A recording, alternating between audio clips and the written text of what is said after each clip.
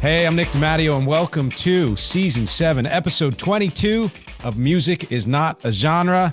Let's do the hand gestures. All right, MxG, music is not a genre. Thank you, as always, for watching. And one of these days, by the way, and as those of you who are watching, you can see I have a guest. It is a interview, I believe, number 42, and I will introduce her in just a minute. But one of these days, I'm going to remember to teach the guests the hand gestures. It'd be a lot more fun. I was like, I could do sign language, MxTRA. Yeah. Oh, well, gee, that's even better. Thank you, as always, everyone, for watching and listening. Listeners, go to youtube.com/@musicisnotagenre. You get a video for every episode of this podcast. Watchers, go to nickdimatteo.com/musicisnotagenre if you would rather just listen. And everyone, go to patreon.com/musicisnotagenre to support this podcast, my band Rec, and everything I do.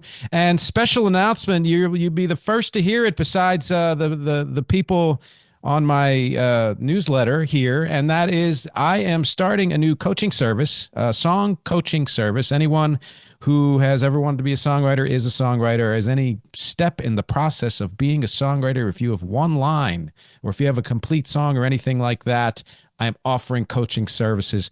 Go ahead to nickdimatteo.com and click Song Coaching on the menu and find out more about it. And I will be putting out a special announcement on this podcast in a week or two, giving you more details as well.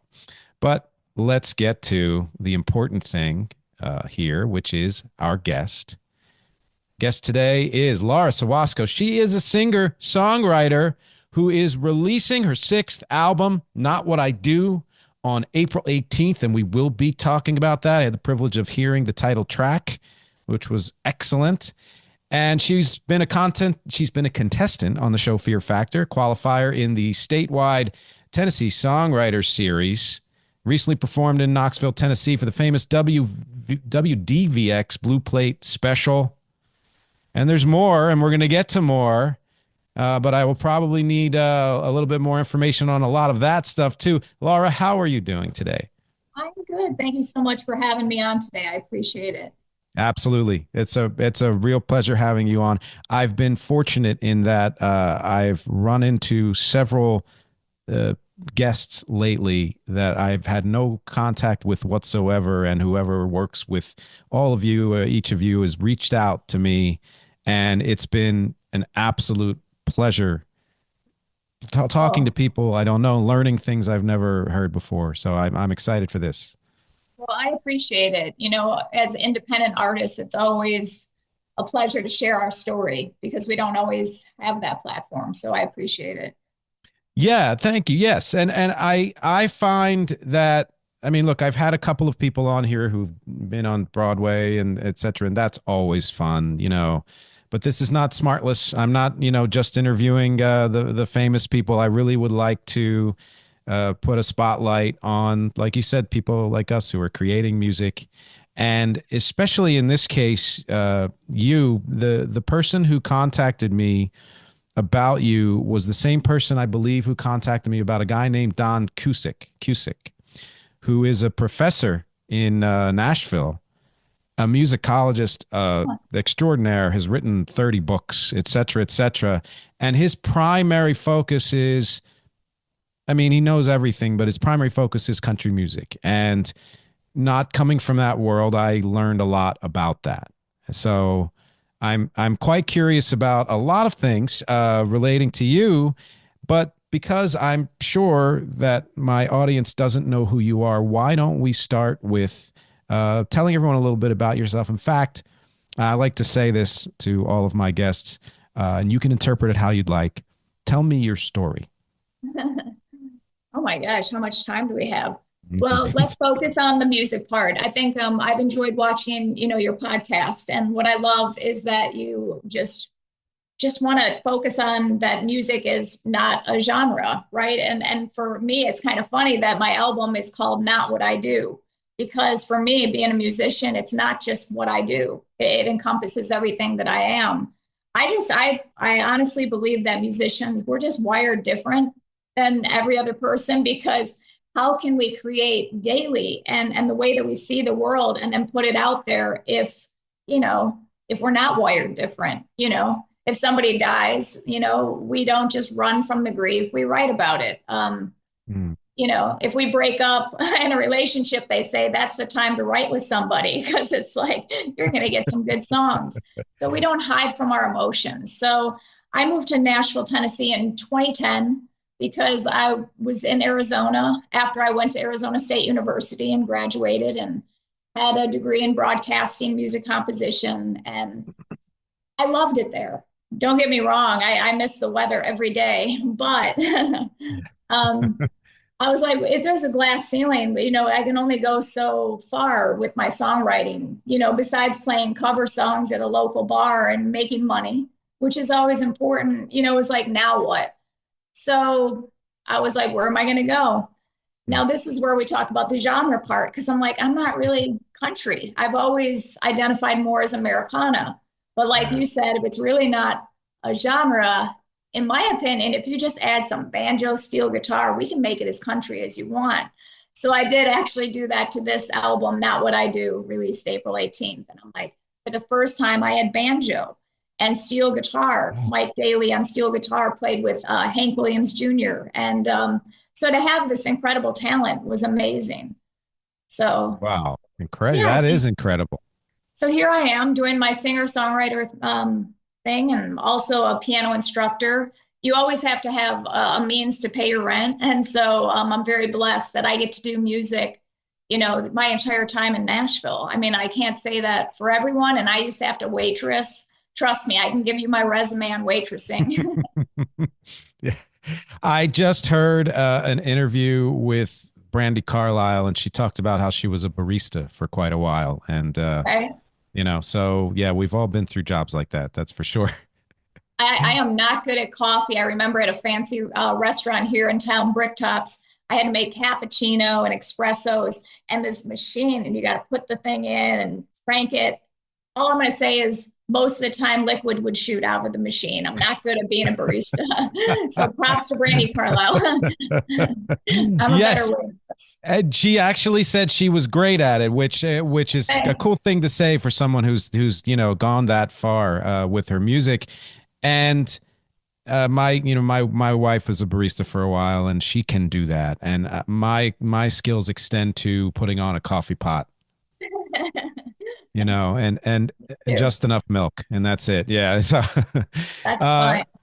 I mean, I have a lot of questions, but I guess I'll say this. I listened to your song, which so by the way, everybody, at the end of this episode, you will hear, and this is I won't call it an exclusive, but it's an early release of the title track of the album, Not What I Do.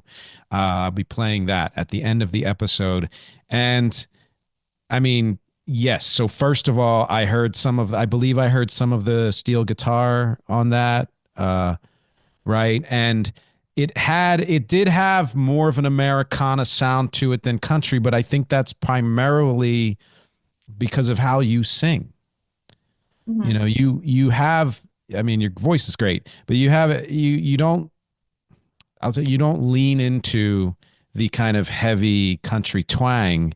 Your voice is your voice as far as, I can tell. And it has those elements, like you said, and you have that. I guess it's cool that you're willing to be, like you said, not attached to genre so much that somebody says, oh, I want this to be a little more country. Let's put steel guitar, banjo, and that on it. But you're still you through the music. Well, I appreciate it. Brandy Carlisle has been an influence of mine. I mean, since we were playing at the same similar venues, coming up in music, and her cellist, Josh Newman, played on my self-entitled album, Laura Sawosko, when I was in Arizona. And that was incredible. And just being behind the scenes of that and him sharing her song, The Story, before it was released in a little hotel. And it was like, wow. And I was like, when you listen to that, you're like, she's bound for something incredible. And so I'm happy that she's getting that recognition. But this song is about being a musician, and it's not what I do. And so I had to start out with, it's 88 keys and 6 strings. It's a blank piece of paper, just begging for ink. And it's all about what it's like to be a songwriter, and also playing at dive bars. And I just remember all the guitars lined up in the back. And when I first moved to Nashville, I'm like, is this safe? So it's all about that. And, you can say, oh, well, what if someone's not a musician? Well, they like the song. I just think there's, I don't know, inclusion with the specifics. I might not be a football player, but if I watch a show about it, I might really be interested. It's just how you do it. And I think music brings us all together. I think everyone can relate to something that they just love that much. So this is not just my diary entries. It's hopefully to reach people. Well, you talk about specifics, and I have heard said that the songs that resonate the most with people are able to balance specifics with universal ideas. And I can't speak to the general public because I identified with the song immediately, being a singer songwriter, and so I understood where you were coming from. This kind of imperative that it's not just a part of you, it is you, that you can't not do it, Right. that is how you express yourself, that is how you express the overabundance of emotions that you mentioned in the song, and the things that you said at the beginning of the podcast about how you interpret life events and all of that. But I think that the universal aspect of this is that it is, you can feel your own emotion. You're telling a part of your story, and everybody has, whether they feel it or whether they know it or not, has some part of them that is them, beyond them just doing it. And I think that can resonate with people who don't write songs. Well, I agree. And like I said, it's the love of my life that I didn't choose. It's three chords and the painful truth. So Yeah. that's in the chorus. And it's like, I think a lot of people can relate to that. Lyrics, I have to be honest, that's my favorite part when I'm songwriting. I Mhm. love writing lyrics. Of course, the melody too, but if I had to choose one thing. So Yeah. I love a good lyric. And I didn't even hear about a hook, which is the main part of the song that comes at the end of the chorus, until I moved to Nashville. So all my songs before then, it was just a stream of consciousness and more Americana, and there was no point to it. And now I love, kind of incorporating both Americana with the country's format that I do think is important. I think a format's important. And I think anyone can hear that when you listen to a song. I don't care if it's heavy metal, anything. There's going to be a point to the song. So I think that's important. Yeah, yeah. I think that having a clear idea of how you want the song to sound makes a big difference.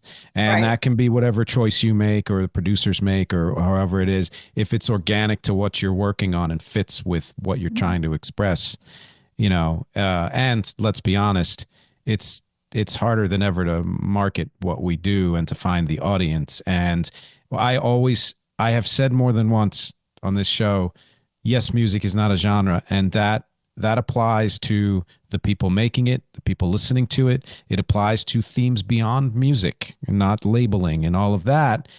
But genres are handy shortcuts. They are ways for people to gain entry into music. Oh, this is this type of genre. I listen to that. Let me listen to Right. this too, you know? Right. So even if what you do on an album goes beyond that or combines other elements of other genres, you at least give people a starting point. Right. No, I agree. Like I love Pandora, and so I have a station. So I have my Laurie McKenna station. So now you're gonna have things that are similar to that. And believe it or not, I listen to that every night before bed, and it gives me inspiration. And just I love to see what other people are doing. I don't really want to compare myself or the standards to some person at a local coffee shop. Like I want to compare to the best of the best that are really doing it, and and just that's my level of where I have to be. An interesting part of my story, and I'm glad that you do like my voice. I have one functioning vocal cord. I was told I would never sing, so my songs, they're not ever going to be belt out like a Celine Dion. Do I wish I had that voice? Absolutely. Mm. I will never be a Brandy Carlisle. I'm still a little raspy from 2 days ago at a show. You'll just see like the remnants of that, and then I have to be careful. But I actually had to learn to not only talk, but then to sing after my surgery that moved the vocal cord in closer to the paralyzed one, still paralyzed, but it Mm. creates a little bit more sound. So I think it's perfect for what I do, which is, storyteller songs. I'm a storyteller. So I had to learn also to like my voice and to be grateful for it. And Mm. so I am, and I'm glad there is some texture in it. And so no, I'm happy. And this is something I never shared this with people up until this album. I didn't want people to know that. I don't want people to think I'm broken in any sense because I don't think of myself like that. If anything, I just want to share with people that anything's possible, so don't give up on your dreams because of little setbacks like that. That's a big one because you first of all, if you had said nothing, I wouldn't have known the difference. Like you just your voice is in the pocket of the music you're doing. It just fits perfectly, and there's Okay. no element of oh, like that didn't work or whatever. And I mean, you've been doing this for a long time, so you're clearly a professional. But in your expression and everything is there. So I feel like telling people this is like, what, really? I had no idea, and I agree that it is that sense uh, of all the things you could have, well, not that, like you say, you didn't Right. necessarily choose this. It is you, Right. but however you want to put it, you could have just been an instrumentalist, et cetera, et cetera. But some part of you was motivated to push through this, despite this, and get to where you are. Why do you think that is? I think I had too much to say, to be honest. I was in a very successful band where I was the keyboardist, and this was prior to my surgery. And we opened at Lilith Fair, got to meet Sheryl Crow and Sarah McLachlan. Not only meet them, be on the stage with them, share a microphone with Sheryl Crow. And this was just so amazing. And playing keyboard for me and piano is like breathing. It's one of my best friends, and I know you're Mm, a keyboardist as well. So I think I know you know. yes. And I could have safely just resided there. But when the band broke up, I'm just like, I have too much to say. I want to write my own songs and I want to Mm, sing them. It was very difficult before the surgery. When it was more of a whisper, my voice, I could not project. Everyone, you have like voice lessons and they're like, project, use your diaphragm. I'm yeah. like, I am. But we didn't know there was a problem. So it was Oh, frustrating process and trying to tell the singer what I wanted. This is how I wanted sang and this and that. It never felt like it was enough. huh. So I knew I would have to do it. So when they told me, well, this is what it was, and they put a scope, up, and then they're like, yep, you have one vocal cord that works. And I'm like, well, it Huh. was just a relief to have an answer, to be honest. It was Yeah.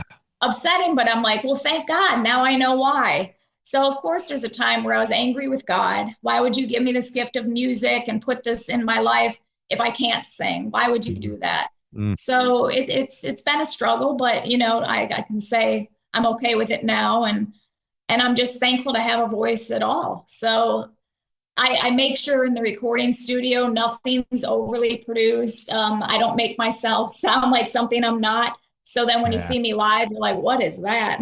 Yeah. I make sure it's all the same. Wow. So you were pretty far into your career before you discovered this Yeah. then. Wow. Yeah, it was exciting, but I wanted more. And at a time I was asking the lead singer, I'm like, can I write some songs? And it was like, no, and that's okay. We had our thing and it was a certain sound and it fit. So I Mhm. understand. But there was that longing. Do you write songs? I don't know. Do I write songs? Yes. Yes. Oh, yes. Okay. Yeah. Yes, you do. If you're going to teach people how to write songs, yes, you do. Oh, Okay. yeah. Right. Yeah. That's been my main thing forever, and Okay. the podcast was sort of an offshoot of that, which fortunately is doing okay now. But it kind of started as a way for me to promote my own music, to say like, oh, I'm going to talk about this band that influenced me. Here's a song that sounds like them, etc. And then it's kind of grown into its own thing, which I love because I can talk about music about as much as I can play it. So, Yeah. that kind of works. But yeah, so everything you're saying is making sense to me. I mean, I've been in bands where I wasn't the main, and I am still in bands where I'm not the main person. So whether it's cover band or somebody else's originals, there's an album I took down before we started that band that I'm in, Joy Buzzer. Guy sing. I mean, he doesn't sing. He writes all the songs, and I'm the bass player. That's Okay. not my place to pitch a song to him, but since songwriting is my main thing, I'm gonna find a way to put it out, Right. and I guess we all have our obstacles. I haven't had the obstacle that you've had, Mhm. and yet you've released, now it's going to be 6 albums, Yeah. and this is all stuff you wrote, right? Yes. Yeah. Yes. I would say it is kind of interesting in a town like Nashville, where the average song is composed by three artists, three songwriters. Yeah. It is kind of weird to say that I 100% wrote actually all 6 albums. Can I co-write? Absolutely. Have I? Yes. But I wanted this to be just my song. So as you know, it's difficult because you get stuck on a word or a melody, and it's like I have no one to turn to. It's like I have to sleep on it or come back to it. So it is a process, but I loved it. And so um, I'm very happy with the album and how it turned out. I wanted to reflect every aspect of myself because, like I said, I've never been this honest before. From Mm, who I love to my faith in Jesus Christ. I mean, all of it. It's like, and why did I hide that? I that's I you. don't know. I'm like, I Yeah, don't that's know. you. And then I think I had a good conversation with Brandy Clark, incredible songwriter, her band leader and bassist, Vanessa McGowan. We were talking, and she just said, Laura, when you hide these aspects of yourself, you're not doing yourself a favor. That's what makes yourself special Mhm. and unique. And for me, it was like I just stayed in my lane, and so now it's like, all right, the songs just came, let's say, a lot easier when you can just be yourself and be honest. Uh, I and I think they resonate more with people because it's so agree. clear that this is coming from the most personal place Right. possible. You're really not holding anything back, you know. And that's why when my father passed away in 2022, Mm. yeah, I didn't want to really write about it. He was one of my best friends, but I thought, what an incredible way to honor him. And then in my song, I want to do this right, it was about grief. And I just remember after he died, I just kept saying, God, I want to do this right. I never want to ask you why you took my father. I never, want to blame you or turn away from you. So I want to do this right. And I think that would honor him the most. So that's what that song's about. And so that's on there. And you can ask people, have they lost a parent? Probably, or a loved one? Absolutely. Mhm. So hopefully somebody will find a nugget of truth in this album that resonates with them. So I think grief Yeah. is something that we should talk about more. And sometimes we don't, because on country, top 20, we're going to be talking about trucks and whiskey. We're not going to be talking about grief as much. Now we do in some, but you Hmm. know. Hmm. Yeah, no, I mean, it sounds to me like there are quite a few ideas and emotions on the album that people can identify with. I'm excited to hear the rest of it when it comes out on the 18th. Well, thank you. Home is about small town life. Rhinestones for pearls. That's how Nashville has changed. My God, since I moved here in 2010 to now, I mean, it's a different Mm-hmm. town. I don't know what street I'm driving down sometimes. All of a sudden, the grocery store is gone. There's a condo next to the amazing, iconic Bluebird Cafe. Oh, They tore everything down around it, and you've got a high-rise condo. So then you oh, have the little Bluebird. It's just changing so fast. I'm praying that that stops soon. that's hard. So you feel like it's gone from kind of a down home city to something a little more ritzy? Absolutely. I don't Yeah. know when this all happened. I'm like, it happened around the time the show Nashville came out. I'm not blaming that show. I Uh, loved it. But all yeah. of a sudden, there was more attention to Nashville. And then it was Mm, the bachelorette capital of the world. It's no longer Vegas. We got the bachelorettes coming here with their veils and cowboy boots. And it wow. just became more commercial. And all Yeah, my yeah. favorite little restaurants are gone. So don't Oh, love anything too much because they're gone. Mom and pop places, they can't afford the rent now. So they're that's just yeah. closing. So that's what it's about. Rhinestones for pearls. We turned in your rhinestones and we traded them for pearls and money. And Yeah. so it's losing a lot of its history, and it's sad to watch. But Mm. if I can just shed some light on that, that's also on the album.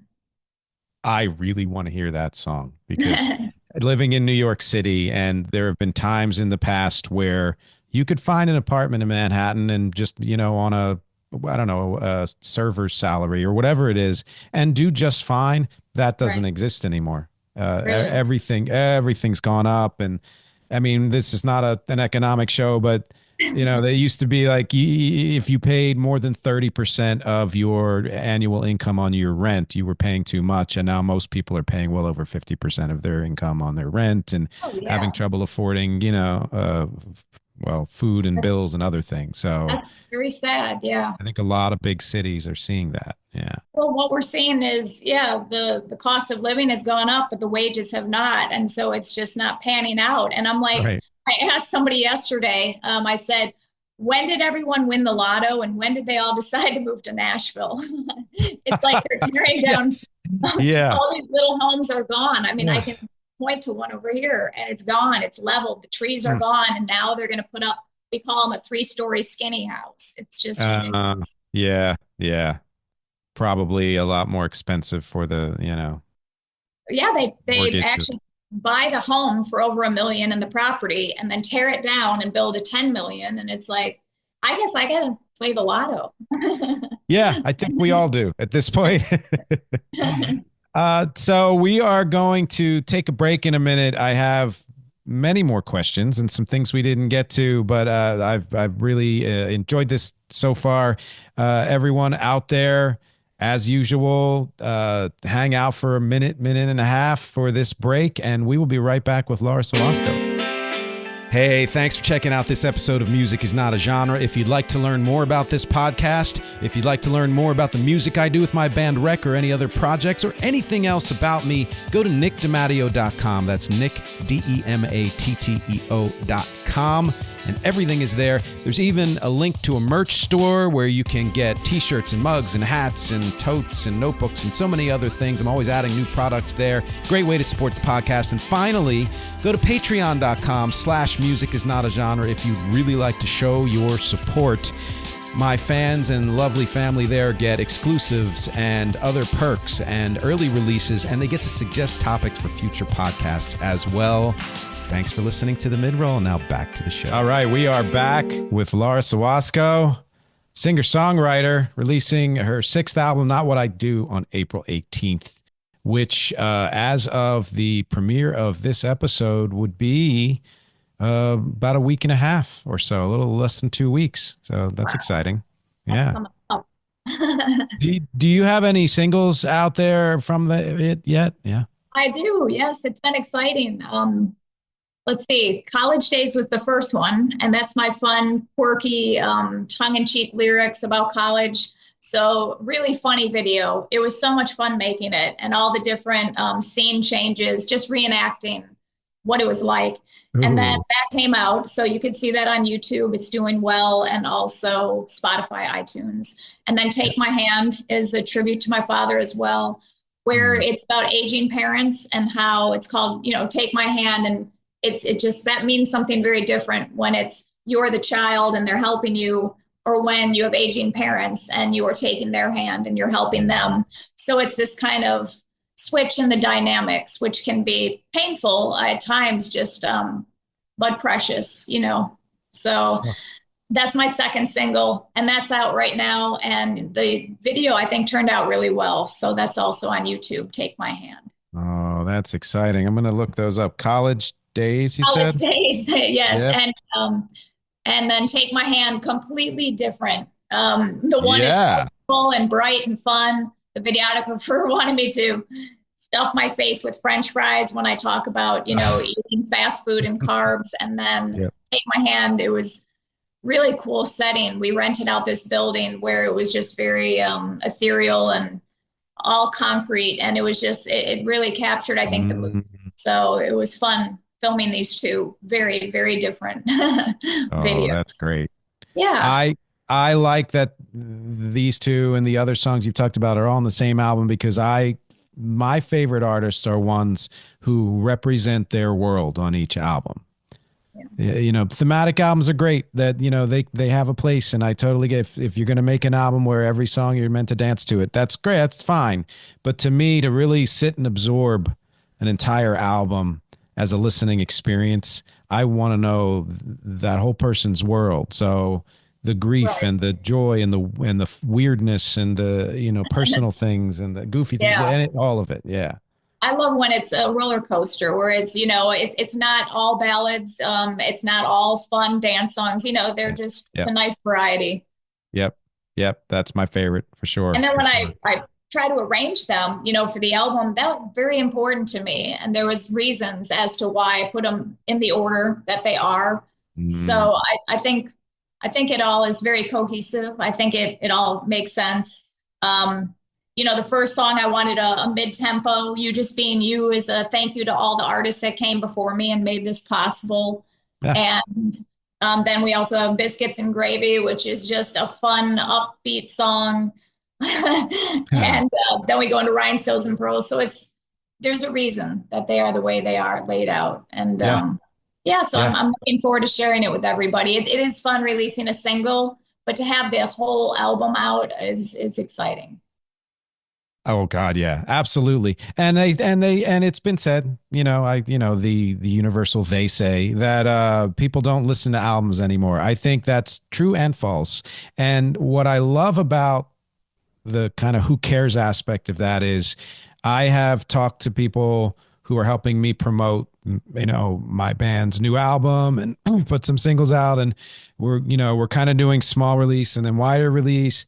And anyone who ever says to me, oh, you should put the hit at the top or whatever it is. I'm like, no, nobody cares anymore. Oh, they're going to listen to the song that they want. If they like it, they'll check Right. out the entire album. If they're the kind of person that listens through full to an album, they'll understand that taking care in the sequencing helps to make the album better and helps to tell the story that you want to tell. Absolutely. I mean, I could have put the main track, Not What I Do, first, but that's number 7 because it didn't fit being Yep. first. So Yep. I agree 100%. And you're right. It is unfortunate that we'll just pick that one song, but hopefully that one song inspires someone to buy the album. Like Lori Yep. McKenna's Lot Behind St. Mary's. I love that song. And so I bought the whole album because I thought, I'm sure I'll love the others. So hopefully Exactly. that snowball effect happens. But Mm-hmm. yeah, Mm-hmm. Yeah, exactly. That's what singles are meant to do, I think, anyway. right. I mean, they exist on their own because I believe that any song should be able to stand on its own, but as part of a whole, I mean, that's a special experience. Do you feel like you've took that same kind of care with your other 5 albums?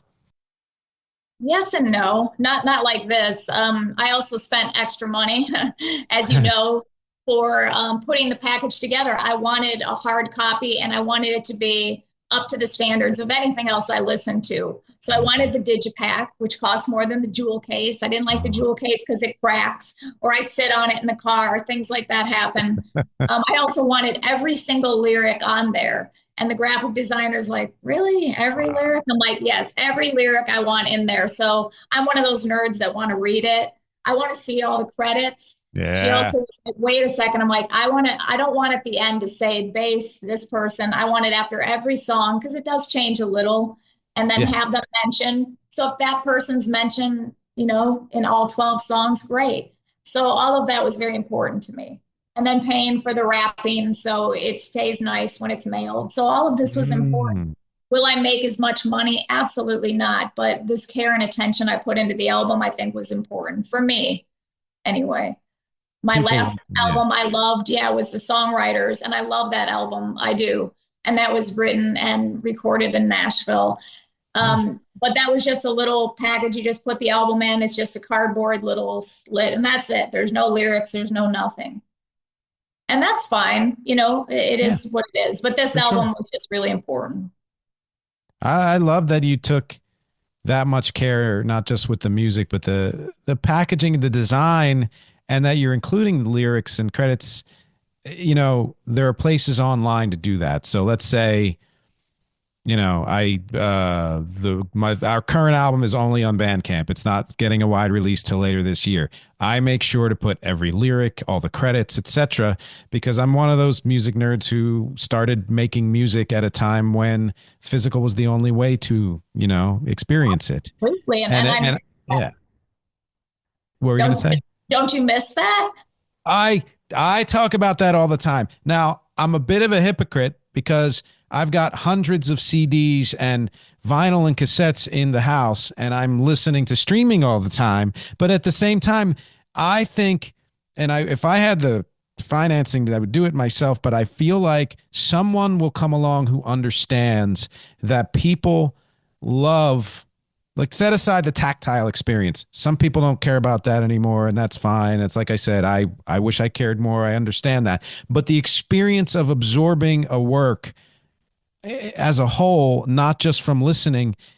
I Mhm. mean, I confess, I'm a decent driver, but I used to have the CD on the seat next to me, looking at credits and reading lyrics while I was driving because I couldn't resist being like, well, I don't want to miss looking this up on song 2, and then it's, Right. by the time I stop, it's the 4th song, and I forgot, I'm too voracious for stuff like that. There's a way to do that online, I think, that connects it to people's current listening experience that people and the companies are missing out on. And the fact that you've already taken that care, I think, is a step forward. Well, thank you. I have my old little Honda Civic. I still have it, and so it has a CD player. And I wish everyone still had a CD player, not just for money for people buying the album, but I just wish everyone did. I Yeah. remember when big fan of Tori Amos and her piano playing changed how I play piano. Yeah. I remember going to Tower Records in college, and we remembered it would be released at midnight. And so here's me and my friend Matt, and we pull up and we wait until it's released. And then we all run in and we get our copy. And then we sit in the car and we listen to the whole album. Uh, And I wonder when I slept, but it was just an exciting time. And we're like, oh my God, I love that song. So Little Earthquakes.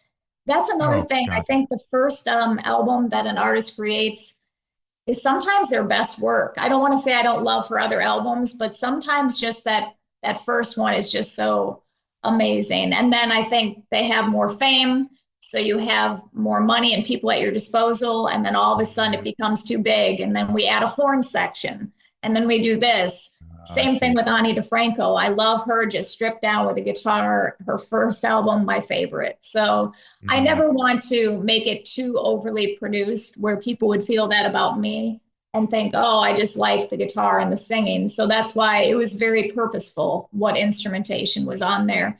And I help produce it where me and the producer, I'll say, nope, I want harmony on that line, that line, that line. So I had a big part in, the production. So it's amazing that he allows me, you know, that. Do you hear how you want the song to sound before you record it? Oh, absolutely. Don't you? Yes, absolutely. And it's in my head. And that's why in my thank yous, I thank the band I said, it sounds like it did in my head. And that's the goal. I said, it even sounds better than it did in my head. But I know, like, I could be playing guitar and it's just ding, ding, ding. And it's like, but in my head, I can hear what's going to happen. And I'm Yep. like, isn't that awesome? And someone's like, Yeah, yeah. you're Well, not hearing the vision. they said there is that divide where there are artists who their whole thing is, writing the song and singing it, and they kind of either give it over to producers or discover it through the process of production, which, can still Yeah, happen for people like us too. But to have that, I mean, this is an old reference, but the difference between a Lennon and a McCartney, where McCartney was such a stickler because he could hear the fully produced song in his head before he even went into right. the studio. And Lennon would bring in the song and say, what do you want to do with this? And great results can come from both of them. But when Right. you're the kind of person who, like you said, you knew where you wanted the harmonies, and I love the harmonies on the song I heard. I'm a huge harmony fan. I am So too. yeah, and I used to layer way too many harmonies because I couldn't get enough, and it was like, too much candy as a kid, Right, and right. learned to kind of know where to put them now. And I feel like the way you did it was just so tasteful. Well, thank you. But I agree because I love Soraya Campbell's voice, and she sang harmony on all my songs, and she's a soprano. Oh, She has a strong soprano voice, and whoa, I'm, a lower, it's kind of like the Indigo Girls with Amy and Emily. They just blend yeah, so well. yeah, So that's what I was going for. And so it was so pretty. I'm like, I don't want to take her out. I want her on every lyric. And, of course I have to sit down and I'm like, oh, I got to take it out here. Otherwise it wouldn't, have the impact that it does. You usually Yes. don't want it on the first lyric. You want it to build up. And so I think we did that. Yeah. Yeah. Absolutely. Yeah. So, I mean, I always list my credits as singer, songwriter, producer because the more I do music, the more I'm like, I can't just, if somebody wants to cover a song, they do it however they want. That's fine. It's right, very exciting. I've had people do remixes and it's completely different. But when it's on my album, I right. kind of need it to sound the way I hear it, you know? Right. And I'm all about everyone doing what they're best at. And I try not to step on toes and Yeah. I'm open to suggestions, but I'm not indecisive when it comes to my songs. Let's put it that way. Mm, So, yeah. Yeah. but when it comes to actually I'll say this is where I'd like steel guitar, but you do what you do because you know more than Yeah. me. So I'm like, Yeah. this is the vibe. And I might play a song that kind of inspired it. And I'll say, just stay in this pocket, but then you do what you do. So then we can edit later. I said, take Yeah. it in and out. When you do this and let's say there's a solo and people Uh, take multiple passes solo and you find the one that works the best. When you play live, right. do you want that person to do that solo or a different, like just go with the flow? Usually go with the flow. I love the live experience. Yeah. I think sometimes artists, I'm not going to name names, they want to sound exactly like they do on the album. And I'm just like, I may as well just sit at home, and watch a YouTube Exactly. of you Yeah. playing it, at the record. But I think the live experience should be a little bit different, but that's just my personal opinion. Yeah. No, I completely agree. I'm auditioning lead guitarist for the band right now, and their questions are always the same, which is, do you want me to play what's on the record? And I say, Right. if it is a riff that is signature, yes. Right. But when it comes to solos, other stuff, I'd rather you feel what you're doing and make it your own Right. than be like you said, this carbon copy, you know? Absolutely. I mean, obviously in Sweet Home, Alabama, you're gonna keep the main riff. I Yeah. mean, Dun, dun, dun. but Yeah. but I Yeah. get what you're saying. Yes. Yeah, exactly. That's it. Then there's the difference, right? Because you Right. know that band has a ton of long solos. You're not Uh-huh. anybody who says I'm going to copy that. That's if that's it's almost a fetish in a way where you're like, I Yeah. need it to be note perfect, but Right. that kind of misses the whole point of the creation itself, which was it was meant to flow free. Right. No, I agree 100%. And I have my album release April 27th in East Nashville at the Lipstick Lounge. So I'm promoting that. And Dude. it will be me and my producer, Vaughn Lofstead, who played lead guitar. So he'll be there. And Soraya Campbell, who sings harmony. So it's going to be a more stripped down. It's not going to be a whole band production, but it'll be it'll be enough to, release the songs and just have Mm. fun. And so I'm looking forward to that. Oh, yeah, that sounds great. Yeah. So I've never been to Nashville. I sorry to What? say. Yeah. Wow. Well, if you've been to New York, I mean, you might not be, intimidated by all the people here. And people would probably be like, Laura, it's nothing like New York. I haven't been to New York since I was 4, but Oh, yeah. I think you'd like Nashville. I mean, I have to say that the locals are still very kind, very, yeah, accepting. I remember when I first moved here, there was a man on crutches that waited and held the door for me. And I'm like, please, I'm like, thank you. Ah, And it was wow. just this kind of, Yeah. gestures that you don't see Yeah. most places. I love I grew up in the suburbs. I love small towns. Uh-huh. My mother comes from a rural town in Pennsylvania, so I've experienced all of Yeah. that, but I've always at heart been a city person, and Okay. I love the similarities and the differences between cities. And I've been to Yeah. enough, New Orleans is different from LA, which is different from New York, which is different from Atlanta, but they're all great in one way or another. And I think what Right. you want to do is find somebody like you who knows the city who can say, all right, well, there's Right. that, and that's the tourist, but come over here. This is where you want to go. Yeah. Absolutely. Because when I first moved to town, I thought Lower Broadway, where they have all the honky tonks and the music, I Yeah. thought that's where the locals went. And it only took months of me going on a regular basis to meet people and be friends, and we'll drink, we're best buds by the end of the evening. Mm, And then they're like, okay, I live, in Seattle. And it's like, oh. So it's like the locals are like, Laura, the locals don't go there. You're not going to make friends there. This is where Right. you go. So it took time to learn the landscape, but there are pockets. And so I think it is important to speak to someone that actually lives somewhere to get the feel. What I love, I have to say about Nashville, the music scene, people help each other out. It's like we know that we can help each other up the ladder. I did not get that when I toured in California, different parts. I love California. I love just how beautiful it is. My dream was to move to Los Angeles after Arizona. We're right there. So it was like 5 hours to Oh, San Diego. yeah. So it made sense. But when I actually was there more, I'm like, it was very cutthroat. I couldn't even hand out a flyer. No one would even have a free flyer. They didn't even want it. The people just, it was different. Wow. So here I have to say, we all help each other out. And I'm happy when people do well, especially females in this town, because it is a male driven town. And so we have to, help each other out. But Mm, when I go to a writer's round to play, I would say there might be 3 women to every 15 men. So it's just the way it is. So okay. Okay. It so sounds like that's you hear so many conflicting things about, I guess, about every city, right. I know that of course Nashville is one of the, I mean, there's more now, but they say the big three, like New York, LA, Nashville, if you want to Yeah. go music, and there's of course Chicago and everywhere else. But Right. you hear so much about the machine of Nashville Oh, that you miss out on that kind of, like you said, supportive personal experience. oh yeah. And it's a shame that we focus on the top 20 artists and this and that, the Garth Brooks, Carrie Underwoods. Are they great? Absolutely. But if you can go anywhere right now and you can hear incredible musicians, there's just such talent here. I mean, just Mm, anywhere, any yeah. bar, any honky tonk, any coffee place, you're going to have talent there. So is that intimidating for an artist like myself? Absolutely. But I think it makes you better because you rise to the occasion.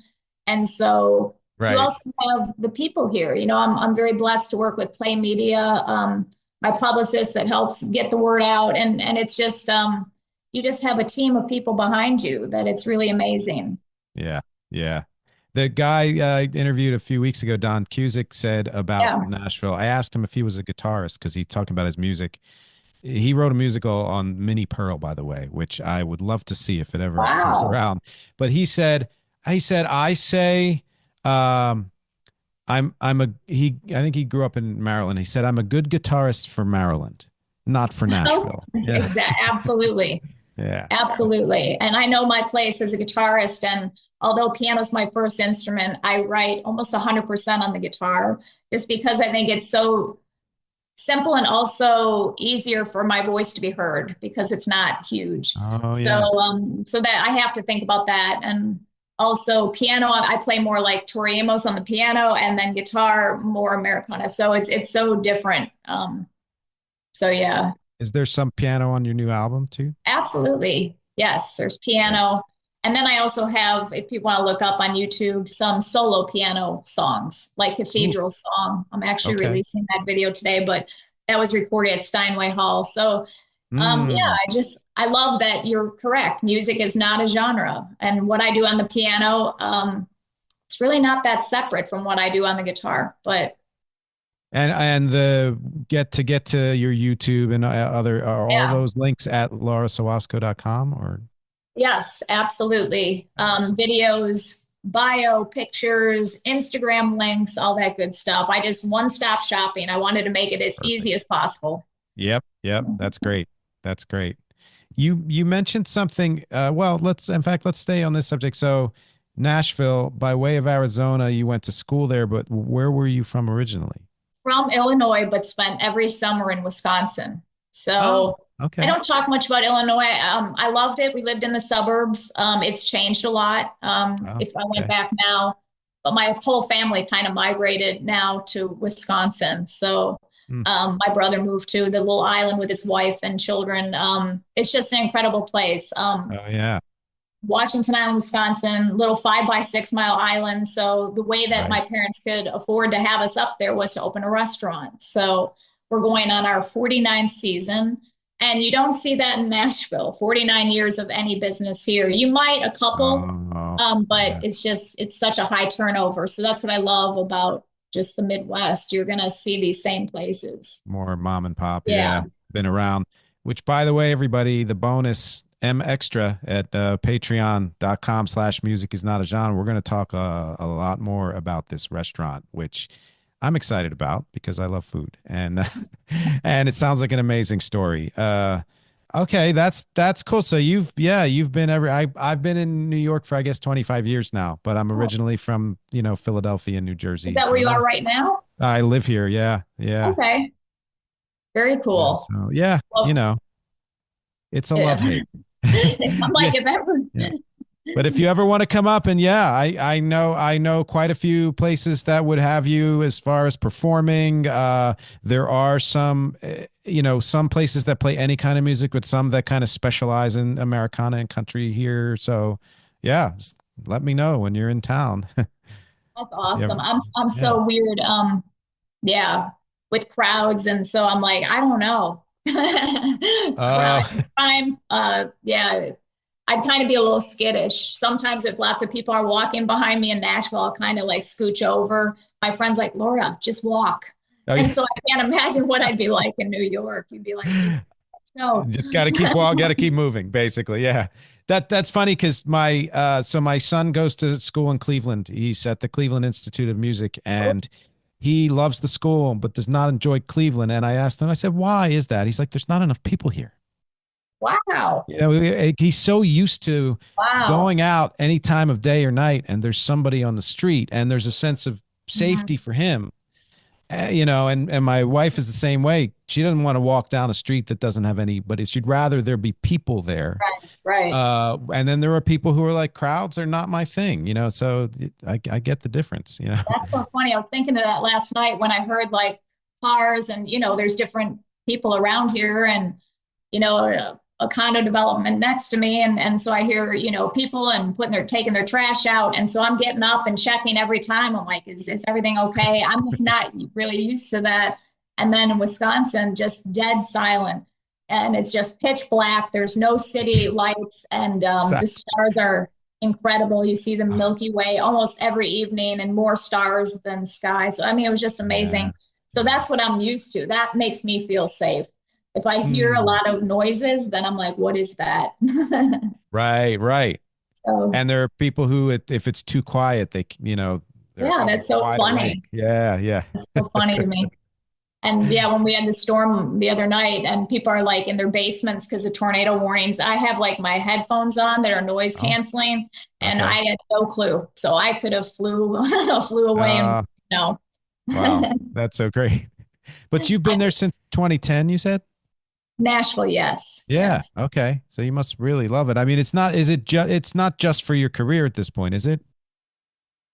Um, yes and no. I mean, obviously for my relationship, but mostly I'm here for music, yeah. Yeah. Okay. And the Nice. friendships that I've made. Well, And by now, also yeah. I have a lot of my piano students here that I love. And so, Right. it has become home to me. Are you for anyone well, I guess you also do virtual. Are you looking for more students? I am looking for a handful, but only obviously virtual. Just Yeah. I think my take with piano is if you ask almost anyone, hey, do you play an instrument? They're like, oh, I took piano when I was a kid and I quit and I feel so bad that I did and I regret that. And you're going to hear that from almost every person that they played, Yes. they regret it. And so Yes. it's like, what I like to do is, make it fun. And so for my young students, of course, I'm going to bring in theory and scales and all that, but how can we make it fun? Because that's everything. And I It want them is. to love playing piano as much as I love it. And I think too often instructors focus on theory and this and that, and it's like they're not going to play forever. And so that's what I focus on. Let's play songs that you like. Let's not talk about, just classical. What do you want to play? Of Yeah. course, they want to hear what's on the radio. Yeah. So I have a good ear where I could figure it out note for note, write it out for them.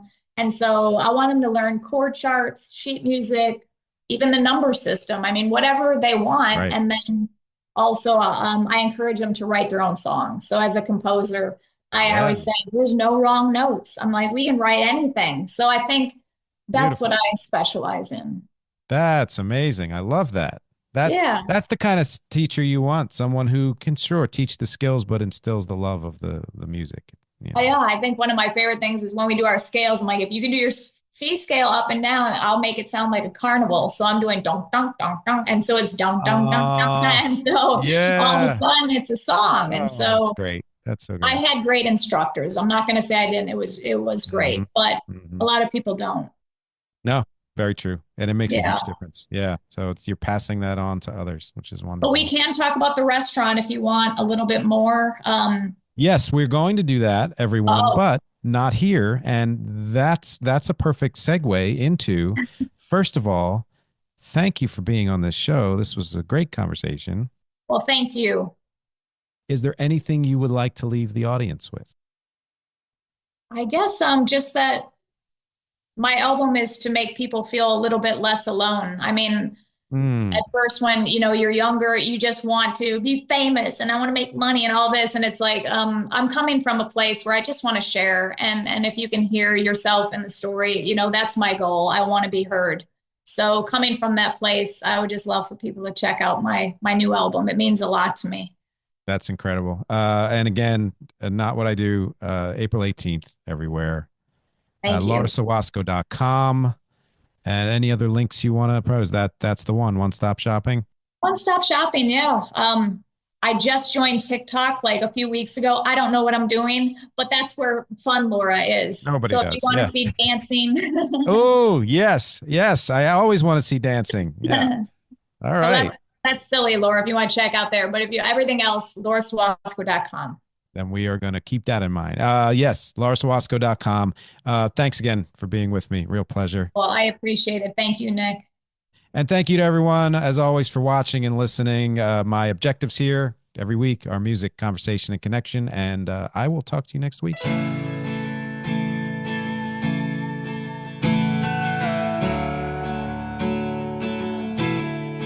It's 88 keys and 6 strings. It's a blank piece of paper, just begging for ring. It's countless guitars lined up by the back door of a hole in the wall. The local dive bar, it's driving a car with thousands of miles to join dreamers with sad, ambitious smiles. And it's the love of my life that I didn't choose. It's 3 chords and the painful truth. It's songs left behind when my life is through. Yeah, music, it's who I am, not what I do.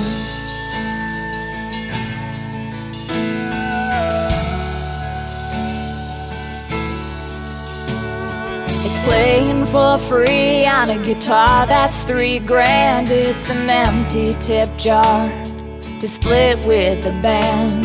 It's following a dream you can't touch, you can't see. It's knocking on doors, being ignored, knocking more. It's sleepless nights and it's paying your dues. Writing about an ex that's all to the room. And it's the love of my life that I didn't choose. It's 3 chords and the painful truth. It's songs left behind when my life is through. Yeah, music, it's who I am, not what I do. It's feeling too much when both don't feel enough. It's turning to the bottle when times get too tough. It's the smell of leather when cowboy boots and dreams are new. Yeah, music, it's not what I do. And it's the love of my life that I didn't choose. It's 3 chords and the painful truth. It's songs left behind when my life is through. Yeah, music, it's who I am, not what I do. Yeah, music, it's who I am, not what I do.